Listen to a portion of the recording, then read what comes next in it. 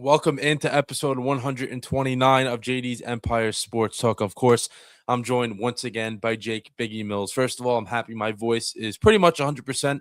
Obviously, when you guys were watching me last week, it was a struggle for me to get through the show, and Biggie had to pick it up at the end. But first off, Biggie, how we doing? And also live on TikTok as well. Thank you to everyone who's joining in on that.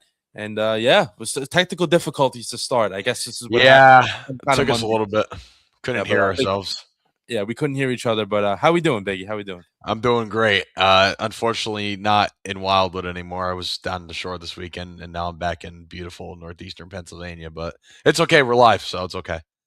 Yeah, I mean, we had a great week, a lot going on. I know later on in how you doing, I'll talk about in terms of what happened at the Knicks parade because obviously you guys saw a lot of video, but I didn't talk about it all that much because I wanted to save it for the show. So we'll get to that later on.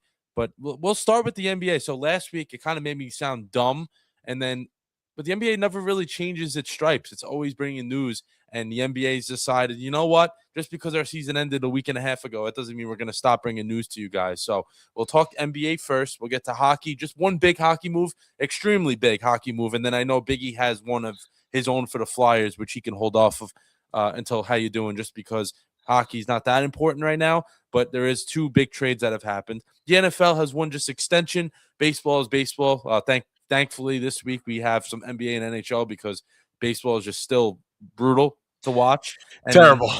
Terrible, Biggie. Yeah. Terrible. And coming from me, obviously, you know me and other people know me that watch the show. If I'm saying it and I don't like to talk bad about baseball at all, but it's just been absolutely brutal. And then we got college baseball actually too. So the last game of the NCAA tournament championship game is actually going on right now. So by the time we get to that, it'll probably either be almost over or, just around that mark. And then pick 'em at the end. The pick 'em's going to be a little different. We're not going to be picking a game. We're going to be picking a destination of a specific player. I like that. We'll change it up a little bit. We had to change some things up. But let's start with the NBA, where the Mavericks hire their new coach. I actually did not know. I had no clue that they didn't have a coach yet, which is crazy because the draft is tomorrow night, which we'll get to as well. But, the Mavericks hire their new coach, Dusty May from Michigan. Excuse me, but we've seen a lot of new more in, the other sports, but basketball's kind of adopted a little bit where they hire that premier college coach and hope it works in the NBA. In the NBA, I was looking earlier today, not a ton of success from college coaches to the NBA. There's been a few. Brad Stevens had success with the Celtics. Billy Donovan's had success in different places. Not recently, but he's had success. And now Dusty May, who's looking to, right the wrong, I guess, for the Mavericks, because they've had so many things go wrong for them. Oh my goodness. Biggie, right? They need this to go right for them, or else they're really just completely a horrible organization. Yeah, and obviously with Cooper Flagg, his career being at risk of being wasted for a little bit, they may not hold on to him forever. You know what I mean? Because of that. I mean, they traded Luka, so I wouldn't be shocked if, down the road 3-4 years from now, they're like, you know what, we'll trade you too, which is ridiculous, but they may do that. But Dusty May, 64-13 in his 2 seasons with Michigan, won the national title this past season. So he's coming off of, he got to the highest point of college. He got an opportunity in the NBA. And realistically, who else wanted to coach the Mavericks? I don't think anyone else really. Yeah, right. After this point, dumpster fire they went to, they literally traded their best player not even 2 years ago. Then they got rid of the head coach now, obviously, and they also got rid of the GM who traded their best player. So they're a total mess. And they are a complete mess. They are.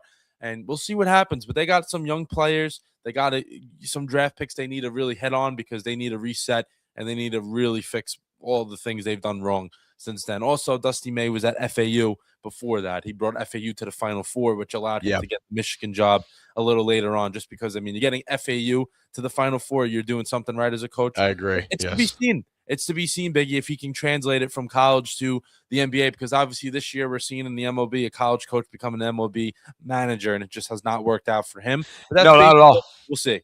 Yeah, we'll see. We'll see what happens with that.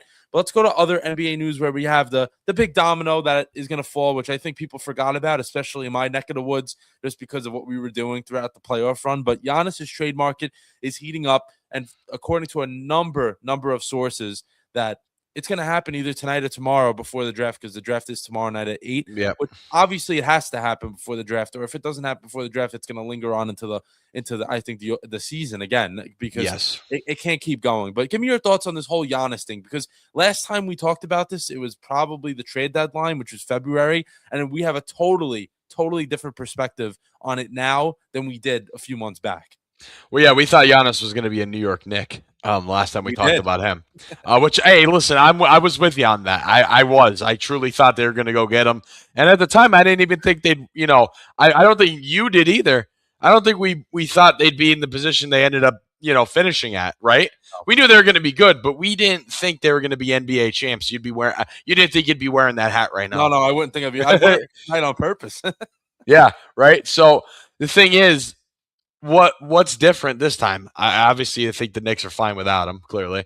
But I think the thing that stays the same is that he's going to an Eastern Conference team. Not going to go to a Western Conference team. Not happening. I don't see it happening. I see him going to the Eastern Conference. That's it. That's all I got to say. And we go to Inside NY Sports Comment here. I've been seeing a lot about him going to the Miami Heat. I've been seeing that. I think it's very possible.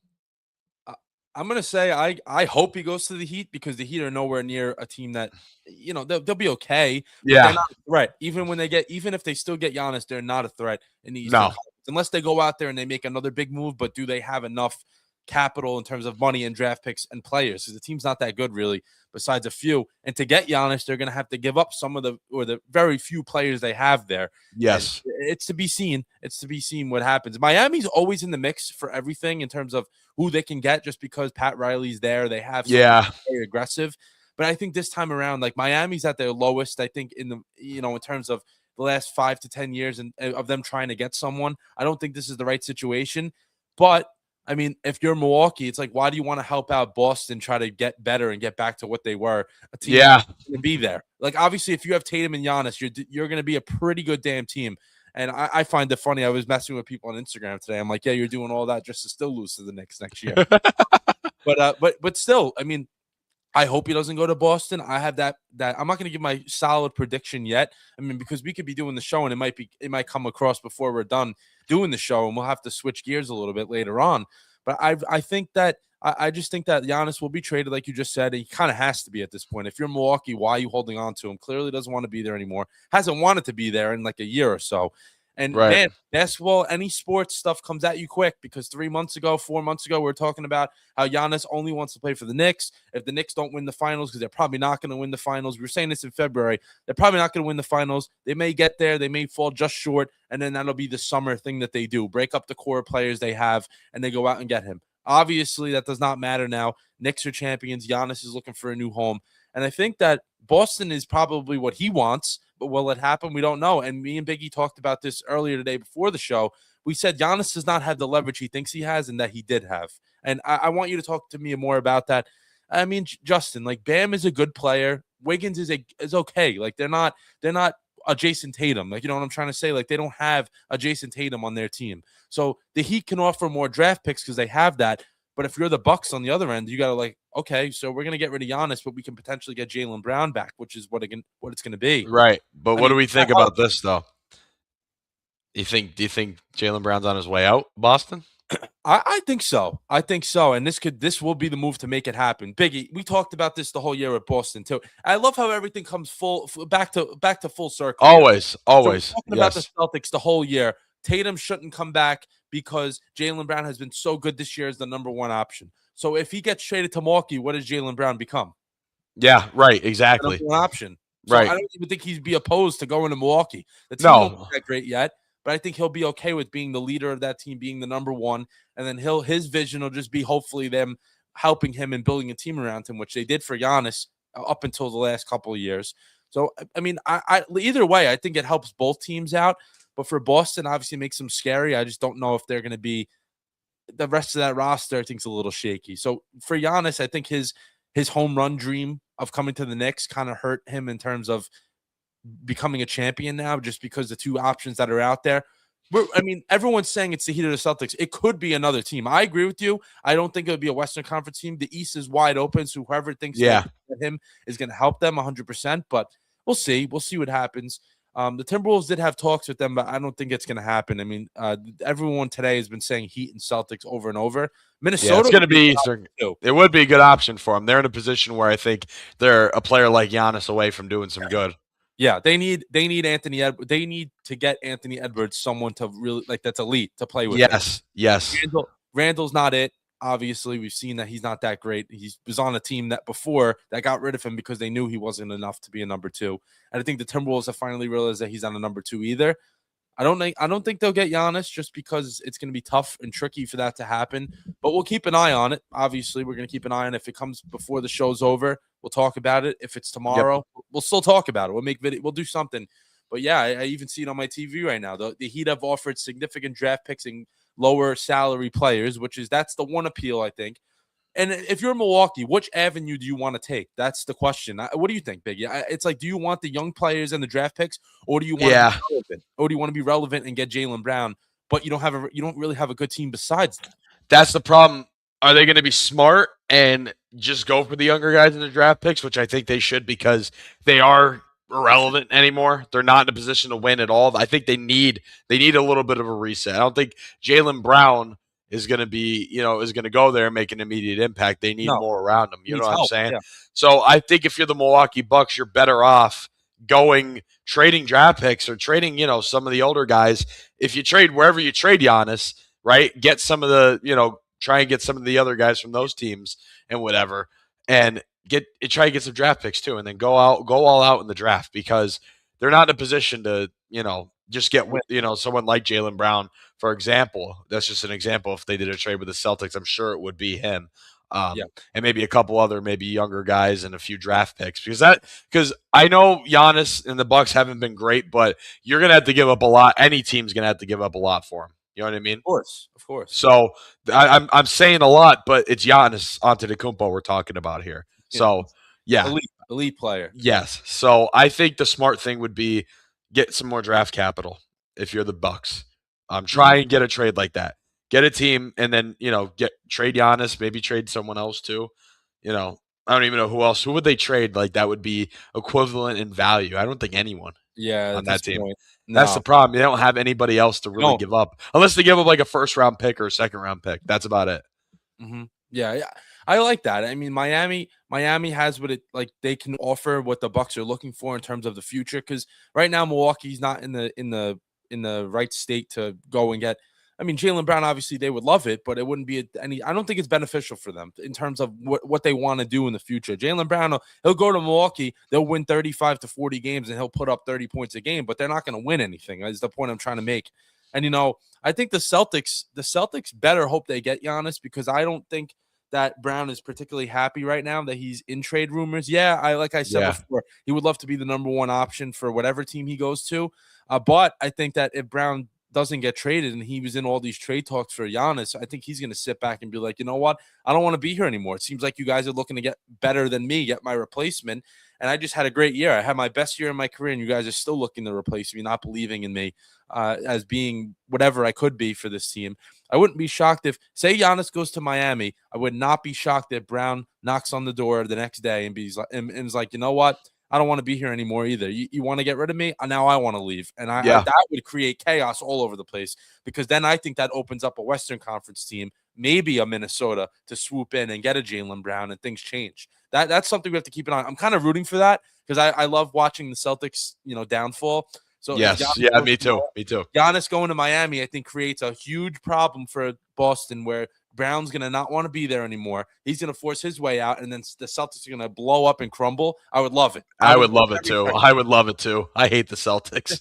Me too, with a burning passion. Hate them. And if they get Giannis, I'm going to hate them even more just because now the Knicks are going to have to fight a little bit more next year, which obviously is the case anyway. The Knicks are going to have to fight to get back to what they were. Even this year was a fight. We talked about it. But I just wanted to bring up Giannis, and if anything changes, we will talk about it again. But it's just funny to me how we talked about this same topic in February, in January, in December, and it's a totally different conversation than what it is now, which is sports, man. It's totally sports. Like that's the beauty of it. It is. That's the beauty of it. And in February, I did not have this on my hat, and I did not have this with this on the hat.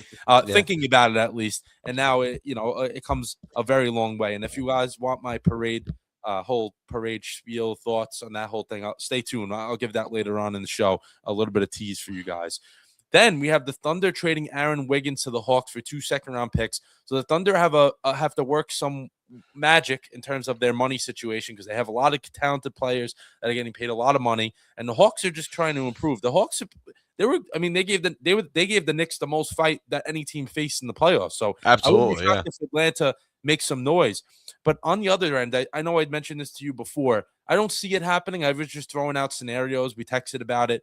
I was like, what if this is a move that sets up a potential run for Giannis? Because the Thunder have the best. If the Thunder were interested in this, maybe they are. We don't know. But if they are truly, seriously interested in this, the Thunder have the best available things to offer in terms of Yeah. players.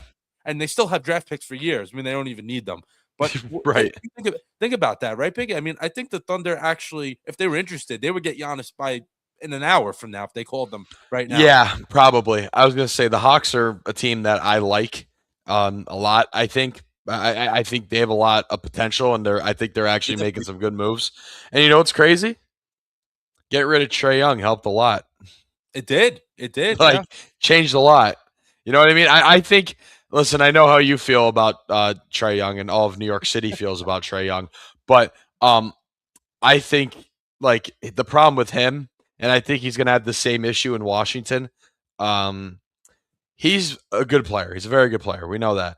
He was on a team that there wasn't too much around him, and now he's going to be on a team where there's even less around him. So I don't know how that's going to go. I think they needed to get rid of him. I just don't think he was one of those players that has to be. I just don't think the team chemistry is there with him. I think he's that type of player. I'm like rambling on here. I'm like trying to figure out the right words for this here. But he's the type of player that, he's the best. If he's on a team where he's the best player by a good amount, he's going to, create some problems in the locker room. Yeah, I mean, he played what, like 5 games for the Wizards. He was like hurt, not hurt. He didn't want to play. I didn't think we could Yeah. get him back. I mean, Well, look at that. That's what I mean. Yeah, you're making a good point. The only reason why he's on the Wizards right now is because that he got the most money he would get from any other team because they traded for him and they were kind of stuck in the middle in terms of their cap situation. So the only reason why Trae Young's in Washington is because of the 4 years, $212 million deal that he just got yesterday. And that's exactly what the next point we're going to make up. But yeah, I mean, the Hawks benefited greatly from getting rid of him. I think it benefited not only them in this year, but I think it helps them in the future just because they now open up their team to any possibility. They played hungry. They played hard. They went on a huge run as soon as they got rid of him. And I think you're totally on point with the locker room situation thing. I think he is a potential problem or is a problem. Yeah. We can't confirm these things, obviously, but you can tell when a team goes on a run when that guy's removed and the team he goes to continues to suck and be – the Wizards have no hope. But you know what I'm saying? Yeah, they're cursed. They're like the Jets. Right. Washington and the Jets are definitely in the same category. And we'll see. We'll see what happens with that too. But that's the beauty of the draft also coming up tomorrow. Like, being a Knicks fan and seeing this team make the playoffs over and over again the past 4 or 5 years, the last 6 years pretty much since COVID. They had that 1 year in between. You don't realize that how close the NBA Finals is to the offseason until your team is involved in it. You're right, yeah. Yeah, we won a championship last week. We had the parade like 5 days ago, and now tomorrow today we're re-signing players. Tomorrow we're trying to draft guys to potentially replace guys that we can't pay anymore. Like that's the quickness of the NBA. And also the Hawks brought back CJ McCollum, who was a pest in the first round. So the Hawks they made some news either indirectly with Trae Young and directly obviously with the trade bringing in Wiggins and McCollum. And Wiggins is a good player. I mean, there's Thunder have too many of them. The Thunder are a deep team. Yeah, that's their problem. Too many good players. You know what I mean? Which is never a bad thing, but they can afford to lose someone like that. And someone like Wiggins is going to go somewhere and like Atlanta and be pretty solid. He's going to be good. You know he's going to get even better, especially he's going to have. He has more opportunity. Right. He'll have more opportunity, and I'm sure he'll do well with that. And then the last thing, NBA draft tomorrow night. Wizards have the first pick. So Trae Young actually could look forward to one thing, and that one thing is the fact that he will get to play at least for a little bit of time unless they get rid of him or he forces his way out. But he will play with a very talented player. AJ Diabanza from BYU is a projected pick, but there was a few other guys in conversation. I know Peterson from Kansas is one of them. I say this first round pick this year is a little bit in the air, right? It's not how last year was obviously going to be Cooper Flagg and how the NHL is going to obviously be Gavin McKenna. Like this is a little more of a kind of interesting to see who it is. Yeah, it is. It will be. We'll see tomorrow night, and I think the Wizards will probably go with Diabanza just because he's a big man and helps their situation. They Yeah. do still have Anthony Davis there as well, so those three may not be the worst thing, but it's can they actually play instead of just pretending to play or being hurt all the time like Anthony Yeah. Davis usually is. But we'll see. That's why we started with the NBA. Usually this time of the year, I said it last week. I'm like, yeah, we will not talk about the NBA that much, and then we start with them, and we have like 7 stories to Yeah. mention. But yeah, that's the reason why is because all these things that are happening. And Justin, I actually first time I agree with you in a very long time. The Pacers will suck again next year. I'll tweak it a little bit. Hopefully, the Pacers suck again next year. I think they're actually going to come back and be pretty good, just because they're getting guys in from being injured. They got Halliburton coming back. We can't forget about that. And that's a team No. that they may not be more talented than the Knicks or the Cavs or the Pistons or the Celtics if they get Giannis, but the Pacers are always have that they have that edge about them, and they're able to overcome whatever is needed. And obviously, this year they didn't have their best player; they lost a few other guys, so they struggled. But I don't think Yeah. the Pacers will be that bad again, and it's to be seen what happens. But the Eastern Conference is wide open. I think just how we said it would be going into this upcoming last year. This upcoming season is going to be the same thing. Eastern Conference is going to be wide open. I think we're going to see a few trades also tomorrow night. I think we're going to see some players traded for guys, and not just little names. Obviously, the Giannis one is the big one, but I think the Giannis one's going to open up some dominoes of other things, and we'll see. We'll see what happens. But Biggie, any thoughts on the draft tomorrow night? Just because the NBA doesn't get as much draft love. I mean, we're not having a draft show for the NBA, No. but any hot take? I actually will do a hot take for the draft, and then I'll get to inside sports here. A hot take for next season in the NBA, because someone mentioned in the comments, I actually think it's going to happen again. I don't really have any thoughts about the NBA draft, to be honest with you. It's probably out of all the drafts, probably the one I pay attention to the least. Yeah, I mean, it's really what? It's 2 rounds. It's not really that important. It's whatever. Yeah. It's whatever. The fascinating thing is just to see if guys get traded or whatever the case is, because it's fun. I always laugh at the NBA draft just because someone's going to walk up there, put a Pacers hat on. Meanwhile, he just got traded to another team like 5 minutes before that. They just don't adjust it till after the Yeah. draft. Yeah. Like the NFL does. I never got that. But yeah, and then my Knicks thoughts I'll give a little bit later on. But the hot take for next season in the NBA. So I'll kick us off with this one. That's a good, really, really good question. People are probably going to think I'm being like delusional just because my team just won. I'm going to say this. The Knicks will be back in the NBA Finals next year. I'm not going to say if they win or lose or not, but they will be back in the NBA Finals, and I think that the Thunder will be their opponent this time. I don't think it's going to be the Spurs again. I think the Thunder and the Spurs are going to alternate each year, going back and forth for a little bit of time, unless one team makes that splash move. But if they keep the rosters pretty much consistent as what they were this year, a few changes here and there, but the superstars and core players are there, I think the Thunder and the Spurs are going to switch around. And I think the Knicks are going to come back with literally the same roster. And I think they're going to have everything break their way again. Before the next year after that, it's going to be a little bit of a dicey situation, because the Knicks are going to have to make crucial decisions on certain guys and then work on developing players. I think next year they don't have to worry about that again. You know, I have a question for you. Yeah. Who are they going to beat in the Eastern Conference Finals to get there? That's the question. Who else is going to show up? Who's going to show up? I don't think it's going to be the Cavs again. I think the Cavs are No. going to step back. They're not going to get past the first round this year. No, not Detroit. Not Detroit. Boston. It depends what Boston looks like. Like I don't. This may be a hot take. I don't. I don't know if they make the finals, but I think they have the potential to make it to the round before it. I'm going to go out on a limb and say that we could possibly see either one of two teams in the Eastern Conference Finals with the Knicks, the Orlando Magic and the Atlanta Hawks. That's that. I mean, listen, man, those are two teams that are very young, and they're. I'm liking the Magic. I like the Hawks are doing good things, but I'm sold on the Orlando Magic. I think they have a shot at making at least they getting close to the Eastern Conference Finals. I mean, listen, the Eastern Conference, we didn't know what to expect. We set out predictions and they didn't really stick that much. So it could very easily happen. But I think it's going to be whoever can claw their way out to face the Knicks, honestly, next year. Yeah, it's just the Knicks have too much. They're going to have everyone back. I'm just thinking, I don't know. It doesn't happen as much in the NBA as other sports, but I think they're going to have a little bit of a championship hangover. They probably will. They're going to. Me and my brother were They're talking about. going to. There was just too much. The energy was so high this year, and all the stuff around it. Like something was just different about this team. I don't Mhm. know if it's going to be like that ever again. They'll make the. I think they can make the finals again just because of how wide open the East is. But I don't think we're going to see a team that exciting ever again. Yeah, it'll be difficult to replicate. And the only thing I was going to say is they played 100 or maybe a little over 100 games this year.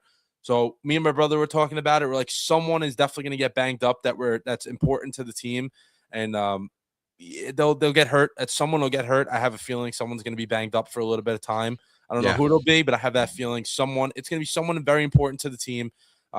That's going to get banged up and hurt the team a little bit in the All right. beginning. Well, since we're on the topic of just questions, who do you think? Who do you think it's going to be? I know it's like a weird thing to predict, but I don't know. I'm curious. I wouldn't be shocked if we see a Brunson ankle injury early in the year. We usually see those later in the year. I wouldn't be shocked if we see a Josh Hart another finger surgery just because his. I was going to say, Josh. Again. Yeah, I was going to say my pick if that were to happen, it was probably going to be Josh Hart. I think so. It could be one of them. And Justin, all right, well, that doesn't even make sense. The Knicks had an easy run because the Pacers missed the playoffs. The Knicks would have beat the Pacers. Honestly, I'm not. Yeah, they did. Yeah. They would have beaten them anyway, honestly. I mean, they lost them the 2 years before that, but every year is different. And there's a reason why the Pacers weren't there because they were hurt. That's their problem. I mean, the Knicks took advantage of whoever they played. The Knicks didn't have to play the Pistons. They didn't have to play the Thunder because they weren't good. Clearly, weren't good enough. Good enough to get there, right? I take it. It's not they didn't avoid them. It's who they play.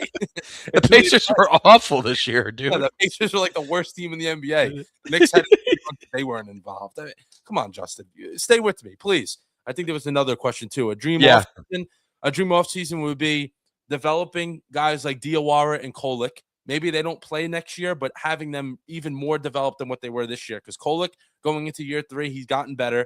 Diawara, I think, is a potential starter for this team. Not now, but a potential guy 2-3 years down the road. Because he played this year and he wasn't bad. He just is a little bit, a little dumb in the head because he's a young player. He's a little bit short. He would just he would come off the bench, play 13 minutes, and take 10 shots. They have to talk to him and be like, you have to play more in the offense. I know you can score, but that can't be what your role is. But otherwise, I really want them to bring back Mitch. He has to be priority number one. I know there's the whole cap situation, but I have a feeling Cat is going to take and work on the free throws too. Yeah, but I think Cat's going to actually take a pay cut and follow the steps that Brunson took a couple years ago because maybe not a pay cut in the sense of less money, just stretch it out more years so then they have more to work with this year, and then obviously you just worry about it, push it down the line. That's what all the good teams do. All the good teams are able to find a way to keep it together as long as they could. And I think the Knicks are more than willing to do it. They're just not going to be stupid in the sense of them doing it. Yeah. And hopefully, I know Corey's not on here tonight. Hopefully Corey's boy, Landry Shamet, makes a return because he's going to be good. He was clutch and unexpected hero for this team. No matter when you needed him, he came on and was very, very good. So there's a few things that I want. I want Mitch back. I want Shamet back. If Clarkson leaves, he leaves. I'm not really concerned about that. I think that's Kolek's role anyway coming up. I think Kolek can be that type of guy off the bench, be a point guard for this team. If we're getting a little crazy, I wouldn't mind a Deuce trade. If you can't bring Mitch back and you need a big man, you trade Deuce, I think, for a big man because you still have the guards on the bench and Alvarado, who's a player option. If he doesn't take it, he's stupid, and I think he'll be back. He wants to be here. So they have options on the bench. The starting 5, obviously, locked and loaded. We don't have to mess with that. There's some question marks with the bench, the depth pieces. And obviously, like Biggie said, they have the most depth in the league. They have to find a way to keep it, but we'll see. Yeah, and Kolek, he said he got an A on the project. He also got stopped by the cops when he was celebrating. I don't know if you saw that. Yeah, I saw that. I'm on the team, I swear. I'm on the team. They thought he was a fan. That was funny. But yeah, I like Kolek. I'm a big Kolek guy. And I think we did it, right? We did the NBA Cup final when Kolek scored 15 points off the bench. So he's good. And he brings a spunk to this team. He'll fit right in. Obviously, he didn't play, but you knew his energy was there. He always talks smack from the bench, but I think he's only going to get more impressive with that. And that's my one guy I really want to see him get a ton of minutes next year because he definitely deserves it, and he's going to work. And he's learned. I mean, he's I'm not comparing him to Brunson, but he has that lefty shot, undersized guard that's an underdog from the Big East. Villanova, Marquette. Yeah. It's all there. I mean, he could be the potential. I'm not talking about Brunson retiring now, but maybe Brunson retires when he does, and Kolek could be that next guy. So I like him. I like him a lot. So yeah, that's my off season like dreams. Bring back Mitch. Bring back Shamit. Don't care really about Clarkson if he comes back or not. I'm all right with it. Yeah. Alvarado will take up the player option because he's not going to get $5 million from anyone else. He's okay, but he's not that, he's important to the Knicks. I don't think he's as important to other teams. And then hopefully just Kolek gets his minutes, and Diawara just re-signed today. So that's a good thing. And then if they bring back someone like Sohan, all right. I mean, he's just retarded, honestly. I'll put it that way. He's just there. I don't know if you saw he didn't have a shirt on for like a week and a half after they won. I don't think he's put a shirt on yet. As you want on the team, but yeah, I mean, I wouldn't go out of my way to overpay for him because he doesn't. Really right. I mean, you want to bring him back because he knows the scouting report on the Spurs. Okay, right. But I wouldn't go out of my way to bring him back. And who should pair the Markelle Fultz and Lonzo Ball? You wouldn't hit 1 3-pointer with those two guys. Justin, man, Jesus, horrible comments. Halliburton and Siakam for Zion Williamsons. So there's 2 Zion Williamsons now. There's 2 Zion Williamsons. There's 2 Zion Williamson, and now it's Williamsons. All right. Enough for basketball. Let's go to hockey, where obviously Biggie has a lot to talk about here. I want to hear all of his thoughts on both sides of this, but let me lay it out for everyone first. Former Senators captain Brady Tkachuk was traded from Ottawa to the Florida Panthers. Yay, the Panthers are going to be a good team again, where they will receive 2 first-round picks, so Ottawa will get the 9th and 25th pick of this draft coming up on Friday night and into Saturday. And then the brothers are reunited. Obviously, they played Olympic hockey together, but this is the first time they'll compete on the same team in the NHL, regular season stuff. And they're probably going to be a good team again. But I just want to get your thoughts on that because Florida won the back-to-back, didn't even make the playoffs this year. Obviously, and that was injuries. That was all injuries. Yeah, it was a championship hangover. Well, yeah, and I mean, when you don't have pretty much your best players all year, I mean, they didn't have Matthew Tkachuk pretty much the entire season, at least until after the Olympic break, and that was just a thing of that. It was already too late for them. I will say this about Brady Tkachuk going to Florida. I think it's going to make a pretty big difference. I mean, we've seen both of them in the Olympics and the frozen you know what I'm talking about, frozen face off, all that stuff, 4 Nations, Four Nations face off, yeah what am I saying, frozen face, what's wrong with me? But anyway, we've seen them play together, obviously great chemistry being brothers, and I think it's going to be good for Florida because I think they're going to be back regardless. They were going to be regardless, but you add another solid player like Brady Tkachuk that's going to help you quite a bit. Ottawa, it's over. They're not making another playoffs for a long time, man. It's a shame because they had him for a while, and he couldn't pay him.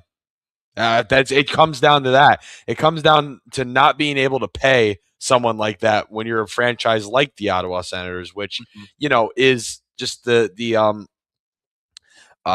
nature of it. I mean, we're seeing it throughout the league. I mean, I want to bring this up possibly. The Columbus Blue Jackets. Zach Werenski might be gone. And I think a reason for that is because they're a franchise that just can't pay someone like that. You know what I mean? Yeah. That we see it throughout sports all the time. I mean, look at Tarek Skubal, for example, in baseball. Keep talking about that. It's going to happen soon. Right, exactly. So I just think part of it was Florida wanted to make a splash move and get the Tkachuk brothers together. And Ottawa, he probably wanted more money, and Ottawa just doesn't have it. They're not a franchise that could pay a player like him, to stick around. You know what I mean? Yeah, that's why I wanted to talk to you about it, just because of like what happened here. What's the sense of, because Ottawa was a good team this year, obviously. And also, I know the way hockey works, like the draft picks are not going to be, unless you're insane, but for the most part, the draft picks do not play in year one. They're not on the NHL team. Yeah, now, especially with the option to go back to college after you get drafted, like Porter Martone did on the Flyers, played season for Michigan State, then came back and, 19 years old, became one of our best players throughout that playoff run. He's the reason he got us into the playoffs pretty much. I mean, that Boston game around Easter time when he scored the overtime goal, that kind of started that whole run for us to get in the playoffs. And that's what I'm saying. Like that the Florida looks at it as a sense of, we just had a down year because we were injured. We still have a really good team. We don't care about the draft picks. Like they don't need to. No. Right. And if and if it works out for them, it works out for them. They're going to look at it in the sense of they're going to come back and they're going to win another way. Justin, enough with the Knicks. Jeez, what is you want me to yell at you? Come on. Anyway, let's go to a thoughtful comment because I want to comment on this. Yeah, I think Wierenski. I think that's part of it too. Vin Inside Sports, Inside NY Sports. I think so. Yes, but I also think Columbus is not in a position to pay someone like him. I think he's a player that is going to want more money because I think Columbus they're definitely not contenders. I agree with you on that, and they're a franchise that wants to win now. And, they want to win now, but I don't think they're able to bring back someone like him and retain that because of that. Because someone like him wants to win, but I don't think they're going to be able to bring someone like him back. You know what I mean? Mm-hmm. And hockey is more of a cap crunch than really any other sport. Absolutely, yeah. They don't have the revenue and everything like that. Compared to like other leagues, yeah. I was going to say like the top players in the NHL get equivalent money to like a kicker in the NFL pretty much. Yeah, I know. Which is crazy if you think about that. The kicker, we're talking about this like it's like no money. You know what I mean? It's still millions and millions and millions and millions of dollars. But compared to the MLB, the NFL, especially NBA, the MLB, especially the MLB, yeah. We're seeing a lot. We're seeing a lockout soon. Calling it right now. Oh, next year, we're gonna. I mean, it might be good, honestly, because baseball has been so boring this year, and we don't even really talk about it anyway. It might not even be around to even mention next year because the Dodgers are probably going to win 3 in a row, and people are pissed off about it. They'll go out of their way to get Scooble and steal them away from whatever team is out there trying to get them. Probably, but which we'll get to that when the time comes. And that's what I wanted to talk about with the NHL. There's really nothing else to mention except that. And obviously, your team made a trade last week that you sent. Yes. Me, hold on to that until how you doing because we have a little bit of a loaded how you doing today that I think that is best to just keep it. I agree, especially with the Knicks stuff for you. Absolutely. We'll keep that all together. But let's go to the NFL quickly where the Tennessee Titans, we don't know what they're going to be this year, but I do have to say this. They've brought in some good players, much better players than what they've had last year, and now they're retaining some of the good ones that they have. So they're moving in the right direction. Winning games, that's to be seen, obviously. But Jeffrey Simmons receives a 3-year extension with the Titans, over $100 million. I mean, he's a really good player. I think Biggie. Obviously we know he's on the Titans, but I feel like he's one of the under the radar type of talented defensive. Definitely. I don't think they don't. No. Right away. Yeah, no, I agree with you on that. I mean, you don't hear about him a lot, honestly. You really don't. And he's good. I mean, he's really good. Is, yeah. Really good. And I also think it doesn't help that the Titans aren't very good and the position they were in last year, and it doesn't help. Yeah. But yeah, no, I agree. He's definitely underrated, and the Titans are making good moves. I really like them going forward. They're putting some stuff around Cam Ward. They're upgrading their defense, which I think, honestly, their defense wasn't that bad. No, when you can't score, your defense is going to look. That's the problem. Cam Ward had no weapons. They didn't have a backfield. I mean, Tony Pollard, but if he's your running back one, you're not very good. The line's solid, though. I mean, they've upgraded the line a little bit throughout this offseason. But, yeah, they just couldn't score. Their defense was pretty good, and they upgraded it even more, you know what I mean, throughout the draft. So, and I think Robert Saleh is going to do a good job. He put a good staff together, and I think now with a better situation, a better franchise, he's going to be a good head coach. Mm-hmm. And a second chance. I mean, he deserves it. Retired him. Like, he's getting a second chance earlier than people probably expected, just a year out of what the mess that he was dealing with, which obviously all wasn't him. But usually guys that are in that situation that could be like, they could be waiting a long time to get their second chance. He got it early with the Titans believing in him. And he's got to help develop a quarterback this time, and he'll be good. Because I've always said I think he's a good coach. Not a great coach, but a good coach. He can get the most out of his players. Absolutely. The Jets teams won 7 games, and they had no business probably winning 7 games. But they really shouldn't have. No. Yeah. I mean, they were 2 wins away from an over 500 season with a team that really was not that good. And the defense, his defense will be good. His defense is good everywhere he goes. And he's getting pulled with a good defense, too. Yeah, he doesn't even really have, like with the Jets, he had to build the defense with himself. Yeah, he did. Yeah. The Titans defense has pieces. He brought in draft picks and some of his own Jets, like ex-Jet players, and got some guys from San Francisco that know him and know what he's about. Mm-hmm. Mesh it all together. I think they're going to have a top 10 defense in the league, and that's regardless. I think so, yeah. I think so, too. I mean, but yeah, no, I agree with this, though. No excuses for Cam Ward this year. Oh, yeah.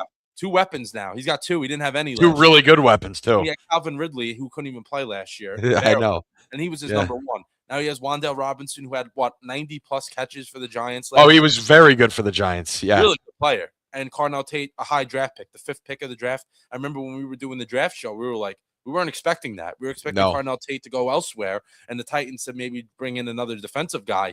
And then we're like, whoa, Cardinal Tate to the Titans. They're not playing around. They're Yeah, well, we also didn't expect the Jets to not take Avril Reese either. that So too. Yeah, the way the cards broke before that.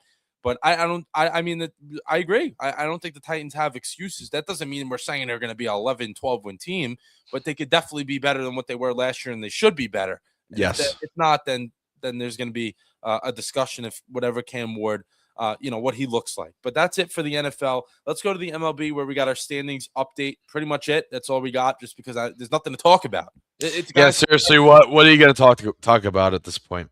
Yeah, it's guys coming back from injury and how my Mets suck, which I'll get to in the next. Your Mets are terrible. I was watching the game on Saturday night at the Honky Tonk Saloon on the Wildwood Boardwalk, and oh my goodness. Yeah, don't even get me started. I bask in the Knicks' glory still. I still will. You're gonna have to for a while, buddy. Yeah, because there's nothing going on for me this summer in terms of baseball. There's nothing going on besides the Shore Stallions. That's pretty much it. Yeah. Hey, and they're playing great baseball right now. Yeah. So big ups to Johnny Stallion and his Shore Stallions. Yeah, they're playing well. That's the only thing we got in terms of baseball in this house, because the Mets are so bad. But let's go to the NL National League, where we have the Braves in first place at 48-28. They have not been playing good recently, and look now, Phillies are 6.5 behind. I know it's a big number. They're getting there. They're getting there within. They're winning. I'm telling you, they're at the point now where I think they're going to just keep winning, and they're gonna take a big lead in that division. I just wanted to say that while you go through that. Yeah, I agree. You stole the words out of my mouth. The Phillies are going to win that division by the end of the year, because the Braves easily. The Braves are getting injured. The Phillies are also like 33-16 with Mattingly as their coach, so they're firing on all cylinders. You know what got me last night? I'm watching the Mets game. Long day in the city. We come back Father's Day, whatever, and we're watching the game. And you see Wheeler start to struggle. Walks the bases loaded. Mattingly goes out there. We're all like, okay, Wheeler's done for the night. He leaves him in. That's the respect that Wheeler has for Mattingly, Mattingly has for Wheeler, and that goes a very long way. When a coach can respect you and the player respects him back, and Wheeler stays in the game, he gets a fielder's choice. The next guy out escapes the bases loaded jam with only one run. If he goes to the bullpen, you never know. When you have an ace like that, and the respect level goes both ways, and that's what the Phillies are dealing with right now. The Phillies have everything going right for them. The fact that Mattingly has a stronghold on that team, and those guys respect him with the most respect they can offer to Don Mattingly is what they're showing him right now. And you don't always see that with interim coaches. I know my team firsthand. When Jeff Ulbrich became the coach of the Jets, he had no respect, but the respect is because Mattingly played and he's been a coach before. That's the key difference there. He has the experience, and he's gotten these guys to play. I mean, they won double the amount of games they've lost since he's took over. So he's doing something right. And I agree. I think they're coming for first place soon. And we got the Marlins. Marlins over 500 at 40-38. Don't know how long that's going to last, but I keep saying that. And now they're 7-3 in their last 10 games. I don't know how they're doing it, because they have no names on their team. No one. No one that you look at that team and be like, yeah, I know this guy. I know where he's been. I know how long he's played for. Not a ton of that. And they're in third place, tied with the Nationals also at 40-38. Another team. What the hell is going on here? That the Marlins and the Nationals are over 500 in the month of June. I'll tell you why. Tell me. Because the Mets suck. You're right. The Mets do suck. That's the only reason why the Marlins are in third, because the Mets suck. That's it. Sorry, I had to say it. No, you're good. You're good. I'm boycotting. I'm not going to any games unless they turn this thing around, and it's not turning around. Not even when they play the Phillies? No, I'm good, man. I'm good. I can't. I have other things to do and worry about than watch the Mets lose over and over and over. And the way they do it.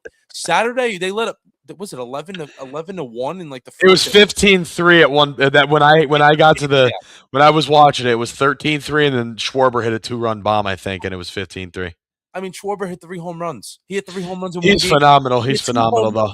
Inning, Biggie. I don't care how phenomenal you are. 2 home runs in 1 inning. How bad can you be? How bad? Yeah. Who was on the mound for him? Who was it?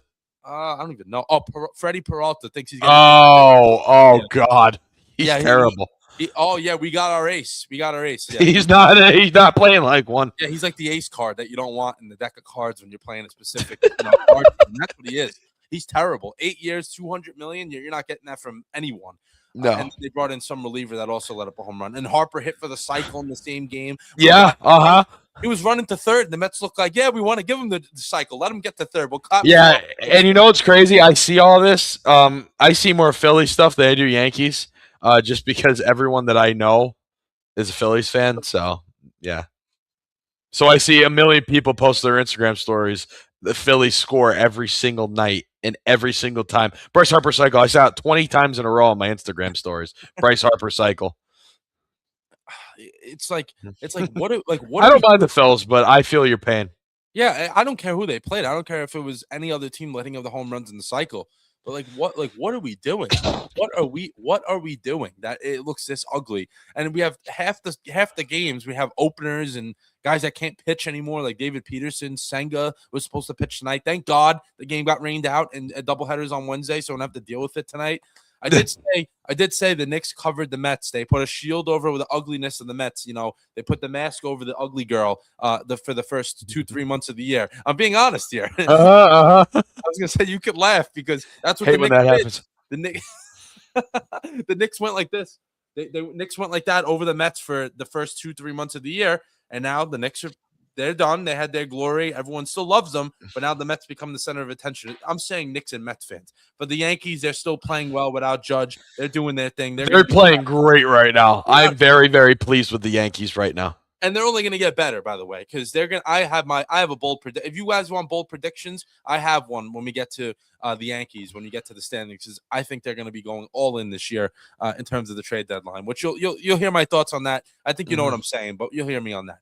Let's go to the NL Central, where we have the Brewers at 46-29. They have a 5-game lead over the Cubs now. The Cardinals, I should say. I read it wrong. Cardinals at 41-34 in second place.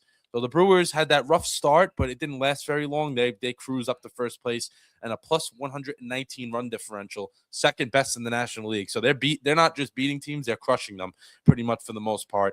Cardinals, we say it every week that they're bound to start slipping up. They are 4-6 in their last 10.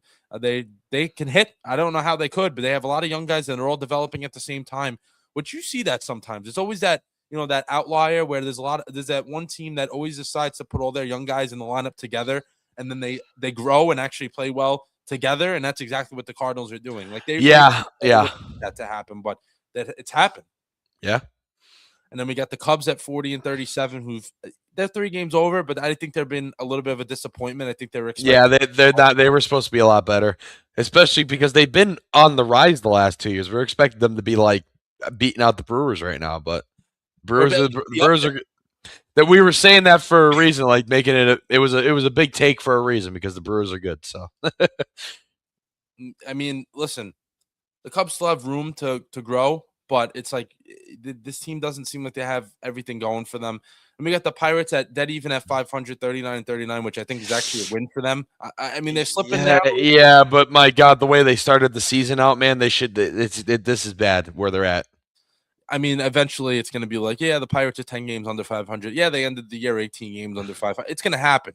But they're relevant for now, at least. They are relevant for just the time being. And then we have the Reds at 37-39, who still can't hit a baseball. I think me and Biggie would bat higher than what some of those guys they have the worst batting average in the league, which overall batting average has been down this year, and the MLB pitching has just been taking over. But yes, if you're batting 220 in danger of batting lower than 220 as a team, like you have to really look yourself in the mirror and be like, what are we doing? Like we have to switch this thing up. We have to go acquire someone.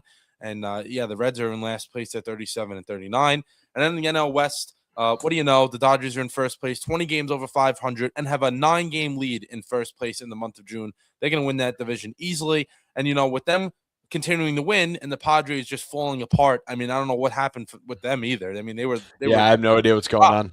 I don't know what the hell happened to them. They have good players, and they're just not. They fall apart now, 39-37. 9 games out, like I just said. We got the Diamondbacks at 39-38, right there, but they're also mid. Both of those teams have just been mid lately. And then the 2 embarrassing teams on the bottom, 31-46 of the Giants, who probably will consider getting rid of Tony Vitello after a year just because of how this definitely. And he'll go back to college. He'll be fine. And then we got the Rockies at 30-48, who are the worst team in that division and the worst team in the National League. When the Mets are actually, they can catch the Mets within a couple of weeks if they really want. They will. They probably will. They probably will. But the Rockies are in last place at 30 and 48. But what do we got going on in the American League? Because once you talk about the Yankees, I do want to jump in briefly about them. Yeah. New York Yankees, 46 and 30, ahead 2 games in the AL East, 6 and 4 in their last 10. No Judge, no problem, I guess, which is what none of us thought we'd be saying. But wow, the Yankees have been playing pretty good baseball as of late. I will say this: I still think, and I have talked with other Yankees fans, and I I still think Jazz Chisholm getting traded is going to happen. I still think it's going to happen. The problem I see maybe is because I think if they trade him, they're going to bring up George Lombard, who, you know, is he going to where's he going to play? That's the thing. They're going to have to move some guys around the infield, which I think they could do. You know what I mean? But again, I think you need to trade Jazz. He's playing very good right now. He's been doing well, but I just think I don't know. I think his time in New York's done, and I hate to say because he's been pretty solid for us, but I think this gives George Lombard an opportunity to come up and show what he's got because I think he's going to be a great player for us going forward. And then Austin Wells just came back, right? If I'm not mistaken, so that helps us. I think Wells is underappreciated. You know what?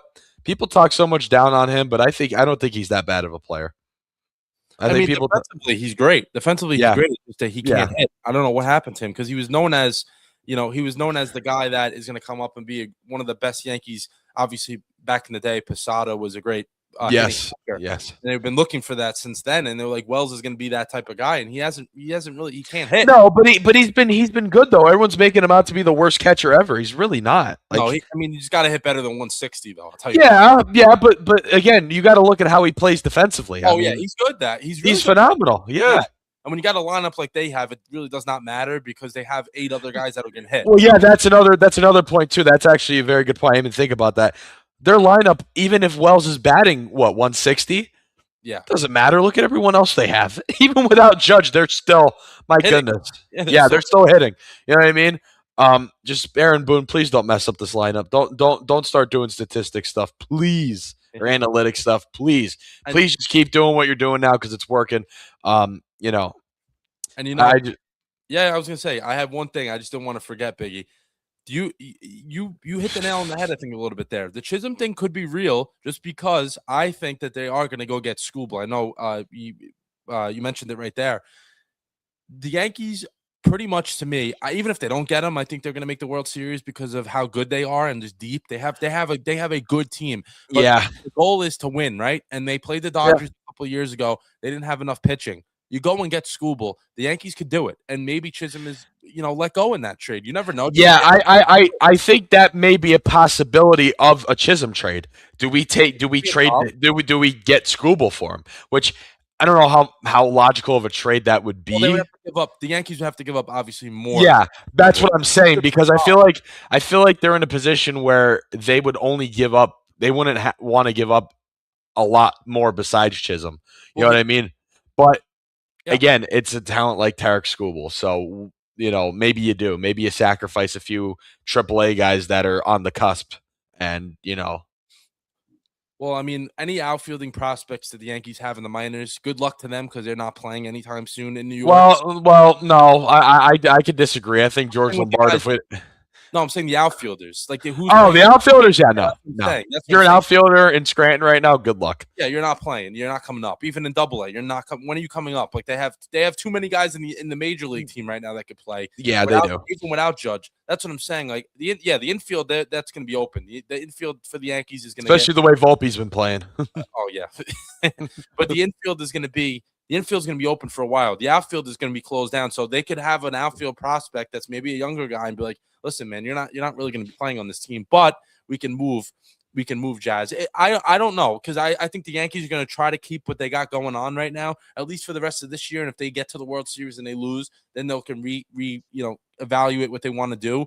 But if I were them, I wouldn't mess around with anything. I would just go out there, try to get Scooble, and you got to make sure of one thing. Obviously, you have a really good shot at getting to the World Series, so you want to make sure that happens. You don't want to win it, second of all. And you don't want Scooble going to the Dodgers, because if you do make the World Series, you're probably playing the Dodgers. So this all comes into play here. And I think that overall, like, you have a 4-man rotation of Schlittler, Scooble, and Cole. I mean, a 3-man rotation of those guys. Yeah, that's phenomenal in itself. Fried. I mean, come on. Fried. I forget about Fried.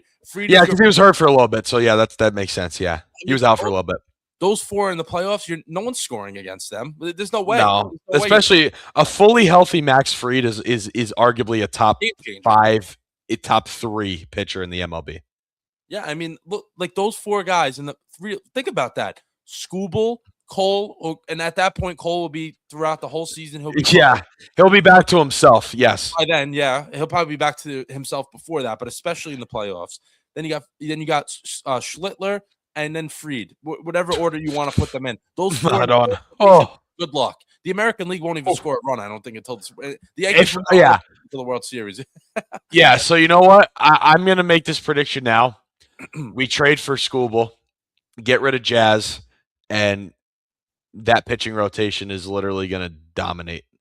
Oh, all the way to the World Series. Then they'll just be can they find a way to beat the Dodgers? Yep. And the only thing that may hold them back is this: if Boone changes his, and he's been statistically one of the best managers this year. It caught me off guard too. Came out of his coma, I guess. I guess so. Yeah. Maybe he finally learned that what he's doing does not help him. I hope so, because for this team, the way they've been the last couple of years, for them not to have had at least one World Series is very, very concerning to me. Yeah, with the teams they've had, you're right. Let's see. If the Tigers ask for Lombard in the Scooble trade, are you saying no? Yeah, no. I'm not saying no to that. That was the point I was just going to bring up. I think I didn't get to say it, but I think if talking about trading some prospects, some guys on the cusp, I think Lombard would be the guy that they trade, because that's their top prospect right now. Because I'll say it. It was Spencer Jones, and now he's up and he's playing great. I think I got to see him before he got called up. You know what I mean? And then now Lombard is the next big guy. Just waiting for an opportunity. But I think if we do go get Scooble, which I think could happen, Lombard is going to get his opportunity in Detroit, not New York. And that's the move that the Yankees got to look at. I mean, they have to. You know what I mean? Like, as good as Lombard and as good as promising as he is. Yeah, you're gonna trade you're gonna trade him for Scooble. I mean, come on, you're gonna involve him in that. You know what I mean? I think the kicker to that is, though, Scooble getting an extension after that. Not it can't just be you. Right. A year of Scooble, it's not worth it. Well, no, and I don't think they would do that, because they have the money. If it was some guy that was barely in Scranton and still on the cusp of Somerset and Scranton, Scooble probably wouldn't matter, but. If you're trading away a top prospect like that, and possibly Jazz Chisholm and a few other pieces, you're gonna make sure you keep Scooble around for a while if you do that. Okay, this one's a little tricky though, because if we don't have Chisholm, what's the infield gonna look like? You know what I mean? What do we do now when those guys are gone? Because Lombard, okay, but Arias, think about that. Because he'll be traded because all right. Here, I'll ask you this: who goes first, Arias or Lombard? Who would be more likely to go? Who would be more who would the Yankees be more willing to get rid of? Well, I'm saying Arias is right now with the Giants batting .320 with 3 homers and 30 RBIs. Like, he's going to go somewhere. He's going to be traded. So if you're like, obviously this whole scennario is So I worded that wrong. My apologies. I know what you mean. Arias coming in. Yeah, Arias coming. I said him. I meant him coming to New York with Chisholm going away and possibly involving prospects in that trade. That's what I meant to say. I was all over the place. My apologies. No, I know. I got you. Yeah, I mean, Arias, it really won't cost that much. If I'm the Yankees, it's like, you think about it anyway, it would work. It would work, and that's the infield you could put out there. I mean, it wouldn't be the worst thing. I say that's not a terrible infield. I wouldn't mind that. If we ended up getting rid of Chisholm, then I'd be okay with that. But I think they're going to go for Schoolboy. I don't think they're going to trade with the Giants. No, I think Scooble's going to be that one trade they go after. Maybe acquire Yeah. another bullpen guy. It could even Yeah. be in that trade. I think the Yankees are probably just going to sit there. There's a reason why they brought back literally the same team they had last year because they believe they can get, Yeah, deep. and that was a big question mark in the offseason, Yeah, too. it didn't work out last year in terms of playoff success, but they believe they have what they need there, and it just wasn't. It just didn't work out for them last year, but they believe they could, and obviously it's worked. Right now they're looking great because they look like geniuses. Almost 50 wins, and they're best team in the American League by 6 games, five games, whatever it is. Yeah. Catcher bullpen would be addressed per Sherman. Yeah, definitely the bullpen. Bullpen needs to be addressed. Catcher, yeah, I could see that being a thing that they look at. That would probably be definitely their second option. Like I just said, Wells is a great defensive player, but if you can add another a catcher that can hit too, because I'm not saying Wells is bad, but yeah, his average is 160. Like he can't hit, but he's phenomenal defensively. He's underappreciated still, in my opinion, even though he can't hit. But I think where the Yankees are at, they may want to go get a catcher who could hit. You know what I mean? And that would probably be if they can't get Scooble, they would pivot to trying to bolster the rest of the team. Yes. And dealing with not being able to get the high name, but they would go out there. I think if they get Scooble, I don't see them doing much else. If they don't get Scooble, I could see 2, 3, 4 trades being made and them kind of settling in that whole team together, especially catcher if they want to keep improving that lineup. I agree with that. I like that. I was gonna say, what do we got for the rest of the standings there? I completely forgot we were reading the standings because we went so deep we weren't into done that. yet. We were not done yet. Okay, so yeah, the Rays in second. They're only 2 games behind. They've fallen off a little bit. I think part of that reason is I don't know if the team is that like compared to the Yankees and some of the other teams in this division. I don't know if their lineup is as up to par as the other teams, and so like they get streaky. You know what I mean? They're a streaky team. Excuse me. Toronto Blue Jays. I mean, there's been disappointment this year, but they've had injuries though, so you can't really say that they're bad. It's just they haven't had some of their guys around. Baltimore, we knew we've been saying it. The pitching is the problem. That lineup can't do anything when you give up a bunch of runs every game. You know what I mean? When you can't perform on the mound, you can't just rely on your lineup to just rake all game. I mean, of course, Pete Alonso's having a great year though. He would help. Oh yeah, help the team he used to play for. 18 homers and 50+ RBIs. Oh yeah, I would say yeah, but again, imagine if they had some pitching, how good they'd be because of their lineup. Their lineup is very good, specifically Alonso. You know what I mean? Yep. And the Boston Red Sox again, just disappointing. Should have been so much better. Go to the AL Central. Cleveland Guardians on top, 41-37. Again, it's crazy. Chicago White Sox in second. Minnesota Twins. It's literally flipped of what we thought it was going to be. Still, Royals in last, Tigers second to last, Minnesota, Chicago, and Cleveland. Like, what's going on? And it's such a boring division too. Like the first. It's bad. It's every year though. It's every year. But the Guardians, they're probably going to be good. I mean, they'll make the playoffs. They have good pitching, so they'll create some problems. They just don't have enough. And Jose Ramirez, I saw, is hurt too. He got hurt last week, but it was after we had the show. So Ramirez will come back for them. They won't make any trade deadline moves. They don't do that. Like they don't do anything extra. They just do whatever, and they hope that it works. And they try to develop guys. White Sox, I still can't believe it. I know. That's the biggest surprise of the baseball season. That the fact I think so. I mean, they're only 2 games over, but mind you, how bad they've been the last decade. They've been one of the jokes of the league for the last decade or so, and now they're potentially have a playoff team. Yeah, and then we'll go to the AL West to wrap it up. Told you the Mariners are back. I think they're back. They're going to continue. I think 4-6 in their last 10, but still, I think they're back compared to where they were at the beginning of the year. The A's surprising people.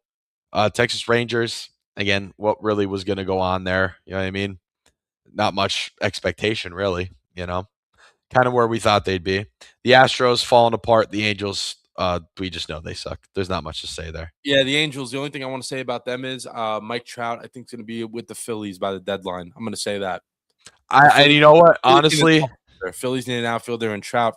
I know he loves it there, but at some point, this guy's got to have a chance at winning something. He's going to come home, man. He's going to come home. Yeah, he grew up not that far away, obviously in Jersey, but not that far away from Philly. It's South Jersey, Vineland, New Jersey.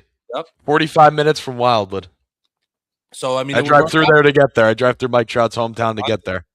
Vineland. Yeah. Yep. Yeah. Yeah. I mean, for Trout, I would consider it, and I'm sure the Phillies Oh, would consider yeah. it too, just because I saw the Phillies outfield last night. I know it's really Marsh is a good player, but the other two guys, Hill and Crawford, plays obviously, but he's a platoon type of guy. So it's Yeah. weird. It's like I think Trout, even as Trout would also probably force Schwarber to play a little bit more on the field. He did play first base a little bit already, Schwarber. Maybe that's just they want to see if he can play first, which opens up the DH spot, and maybe Trout comes in there for Philly. And yeah, I mean, listen, I would love to. I'll hop on your show Let's one say, time. I'd love to let's talk. say, let's say me and that's Vin. Me and Vin have I done a forgot his show name. together. I don't want to say the Yeah. wrong, but yeah, Let's say, me and him have done a collab together on his channel, and then obviously me and him go to school together, and we've done radio nice, shows a lot at Wilkes. So, nice. yeah, he's got a good thing going there. Yeah, nice. I mean, whenever. Let's talk after the show. I'll come on whenever you need it. I'll talk. Biggie knows I don't shut up, so No, whatever he you need, doesn't. No, whatever you that's a need. good thing though. It's a good thing in this field. Good thing in Yeah, this field. exactly. The only thing I don't really like talking about in depth is hockey, but anything else is fair game. I'm good. I'm good for it. But yeah, that's it for baseball, MLB, I should say. Yeah. The College World Series right now, the game 3 of the best of 3 from North Carolina and Oklahoma. A little bit of a shocker. Oklahoma's up 7-1 in the top of the 5th. Yep. And it's funny because North Carolina, I mean, listen, they've used 6 pitchers pretty much for this whole postseason run, and it kind of caught up to them in this game. Just playing the 3rd day in a row and all that stuff. But the kid Glauber, he's made this is his 30th appearance of the year. There were 29-0 when he makes an appearance. Doesn't look like that's going to stand up unless North Carolina makes a little bit of a comeback. But he did come in this game early on. He got rocked. He didn't even get an out. I mean, the kid threw 5 innings yesterday, and he pitched the game 1 as well.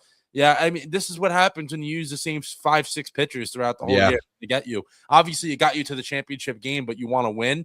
But when you use the same guys, it's very difficult to win. I mean, these guys are going to get burnt out.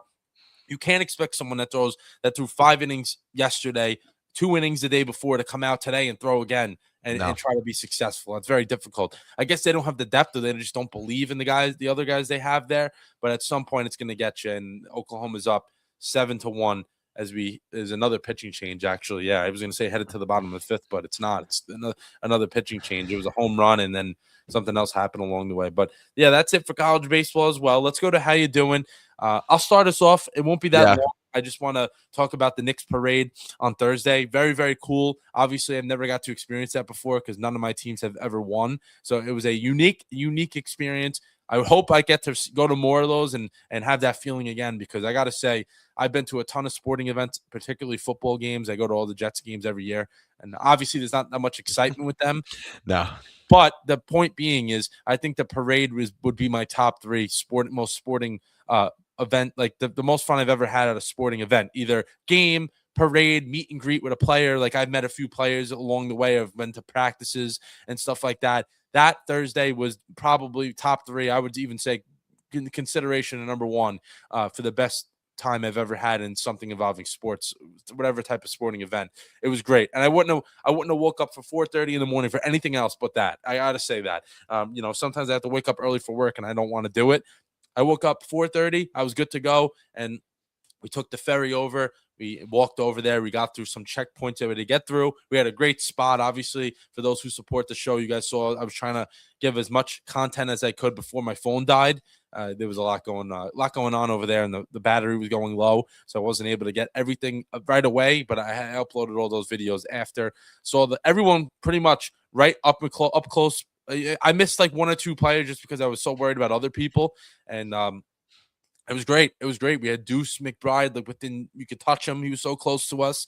I know on the other side, Mike Brown took a picture with a few fans, and he was, chanting and doing all his fun stuff that he likes to do. Everyone coming by on the floats. The Knicks legends were there as well. I mean, it was great. It was a really terrific time, and like I said, it really couldn't have been better than. It is not better than any games I've ever went to. Maybe 1 or 2 that are up there with it, but that was so fun, and I hope that my teams can do a little bit more of that, just because it was such a great time. And walking around with the Knicks championship shirt, everything, it just didn't feel real. And I was saying that after when they won last Saturday, I'm like, it doesn't feel that they won. It doesn't feel like they won. Then you go there on Thursday, you see everyone banding together as fans, no matter where you're from. Yeah, you have a few stupid instances that happen that makes everyone look bad. It's going to happen. But for the most part, what I'm trying to say is everyone came together, celebrating, cheering on all their some heroes. Obviously, the people love these players so much that they see them as heroes and role models. Which obviously, if you're a young kid out there, I really recommend just following anything that Jalen Brunson does on and off the court, because he's a class act. And he talked about how people are going to talk about you in life. You're always going to have a doubter. You're always going to have at least one hater, probably more than one hater, and you just ignore it. And when you do the work, when you have the success, you don't even have to answer them. They know that they're wrong when you win a championship. And obviously Brunson was a second-round pick, was a guy that was not a starter up until he came to the Knicks. So a lot of things that went against him, and he's able to find a way to win the championship. But I think that was just the epitome of what the Knicks roster was. There was a lot of guys that teams didn't want anymore. The Timberwolves didn't want Cat because they didn't want to pay him. The Raptors didn't want OG because they didn't want to pay him a contract they thought he didn't deserve it. The Trailblazers traded away Josh Hart for Cam Reddish, for crying out loud, because they just said Josh Hart's not an impact player. Obviously, it's crazy where they all came from. It's crazy. Right, they all came from different walks of life, different paths, and they came together and they won.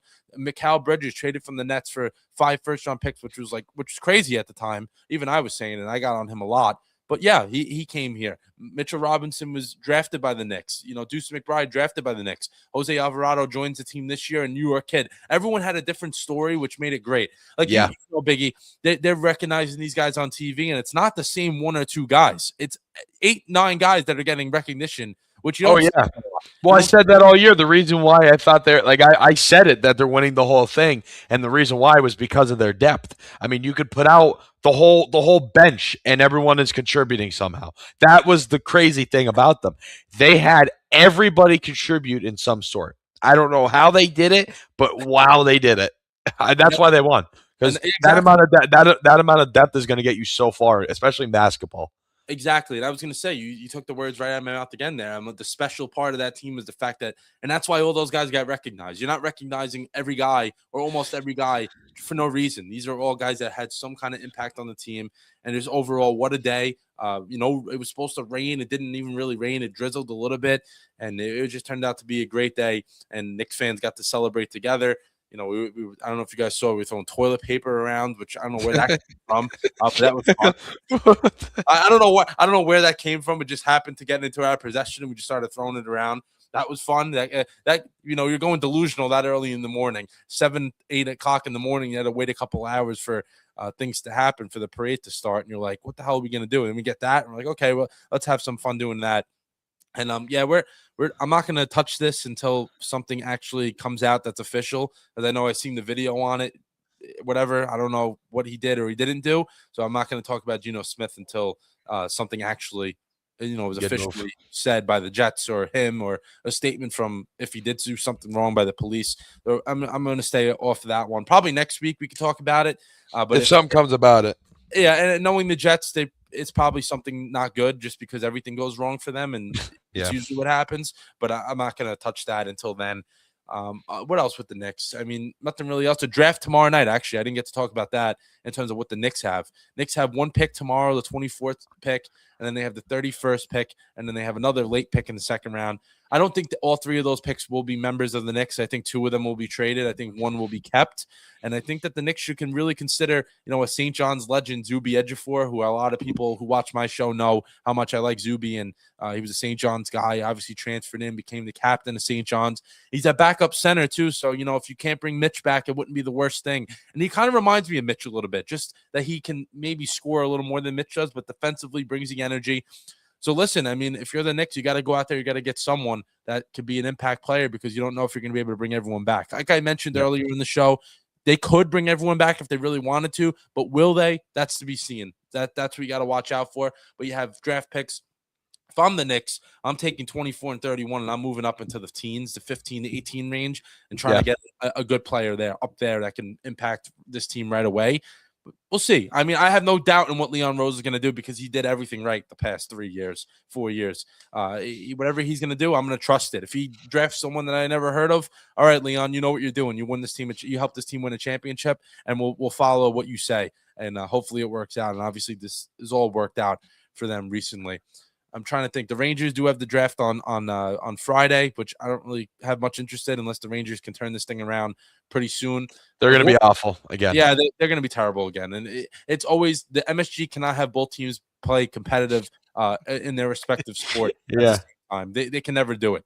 And Monster Cone, no. The Knicks do not need Giannis. We don't want Giannis. Let him go wherever else he wants to go, and the Knicks will still beat him, whatever team he's on. That's how confident I am in that. We talked about Giannis earlier in the show. We're not doing it again with him. He doesn't get. We talked about him. Giannis, whatever, dude. Go have fun. Knicks do not need you. We won a championship. No, they don't need him. No, we do not need Come on, you. Man. We do not need you. Giannis. What else? That's really it. Talked about the Mets and how terrible they are. Thank God they're not playing tonight. Yeah, and I actually got something for you. In my how you doing? I'll talk about how bad the Mets are throughout their entire farm system too. Oh God, yeah. You saw the Cyclones the other day. Yeah. So I guess we'll go into my. Are you done? I don't want to cut you off. I'm done. Yeah, I'm done. Okay, so I finally, if you guys have been watching us since the start, if you remember last summer, so I tried to see, because that's my thing, like traveling to different stadiums and seeing teams and stuff. I finally got to see the Wilmington Blue Rocks, the high A affiliate of the Washington Nationals, on Friday. Last year, the game, we drove 2.5 hours for the game and it got rained out and they didn't even give it a chance to play it. But we saw the game this year. We saw a game. I finally got to see a game at Wilmington. It was a very good game, too. They played the Brooklyn Cyclones, the high A affiliate of the New York Mets, and they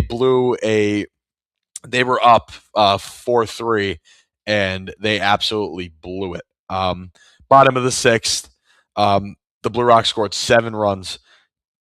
Guy hits a home run, single, stole base, walked another guy, stole third, another walk, right?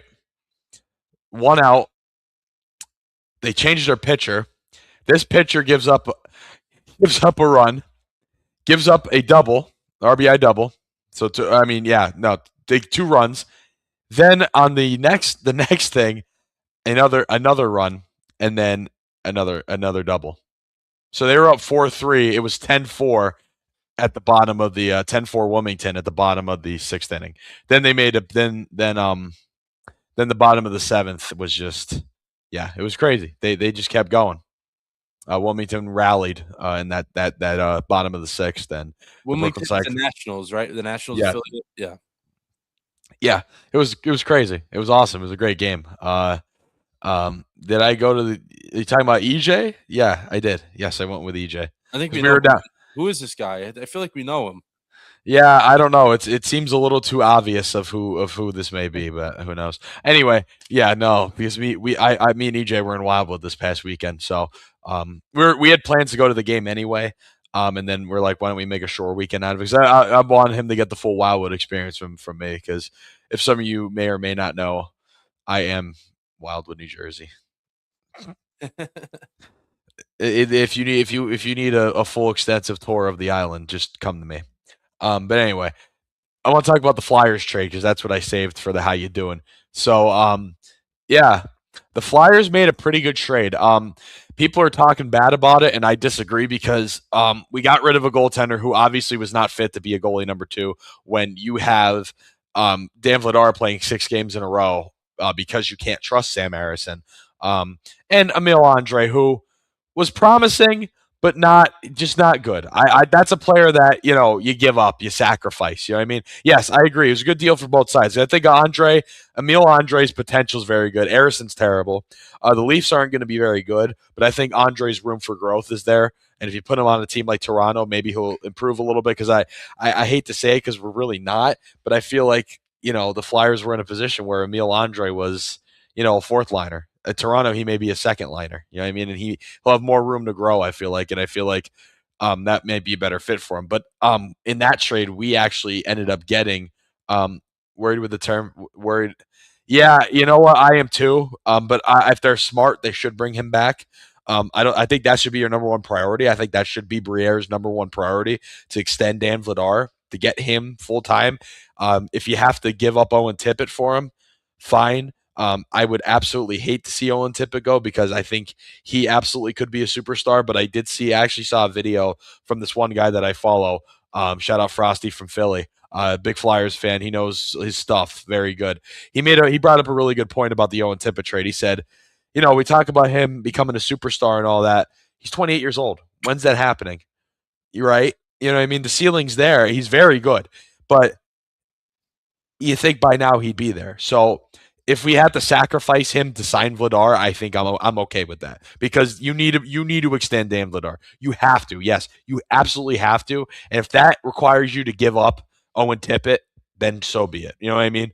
Yeah, I feel like at this point we can't have both. And I think Vladar is more valuable to us right now than Owen Tippett. And they're both valuable players. Owen Tippett, wherever he goes, is going to be a beast. We know that. He's phenomenal.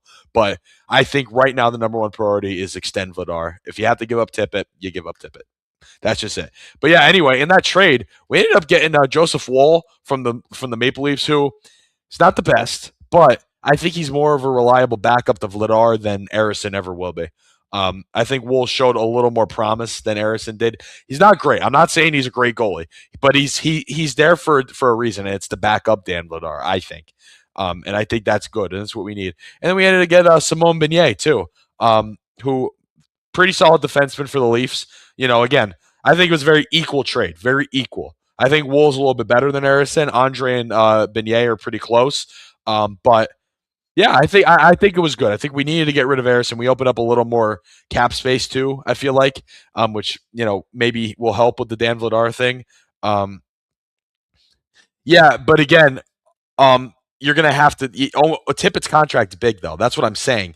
If you get rid of his contract, they may have more money to give Vladar because they may not have the money to give Vladar. You know what I mean? To extend because yes, he is a free agent. I know what you're saying, but but like I'm saying, they may not have the money that they want to give him or what he's asking for. That's what I mean. You open up some more space by giving up Tippett. That's what I'm saying. I think that might have to happen. You know what I mean? Just to open up some more cap space because Tippett's on I don't know how many years he has left, but he's on like an 8-year.